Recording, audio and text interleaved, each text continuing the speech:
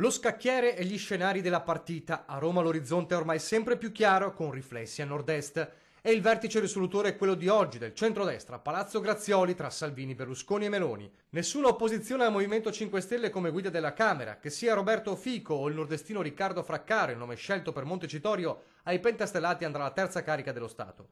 Ma la partita più interessante è quella del Senato. La Lega cede a Forza Italia la presidenza di Palazzo Madama, Paolo Romani sempre più in pole position, e ottiene in cambio di candidare presidente in Friuli Venezia Giulia Massimiliano Federica, con buona pace di Renzo Tondo.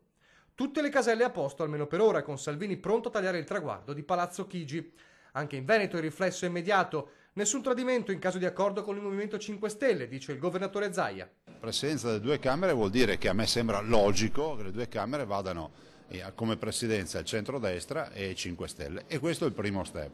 Dopodiché gli step successivi secondo me dovranno tener conto di alcuni aspetti. La priorità assoluta è mantenere la parola data ai cittadini, i programmi.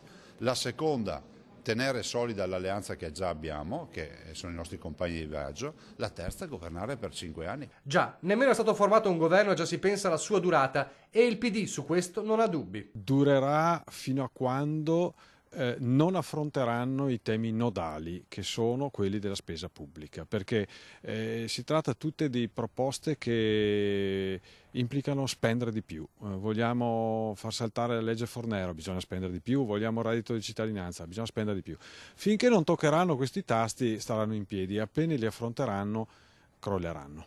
Da par suo, il Partito Democratico regionale è convinto di una cosa: le sirene di un eventuale accordo con centrodestra o grillini ormai sono soltanto un eco. Il nostro ruolo è quello che ci hanno assegnato i cittadini col voto, è quello di stare all'opposizione.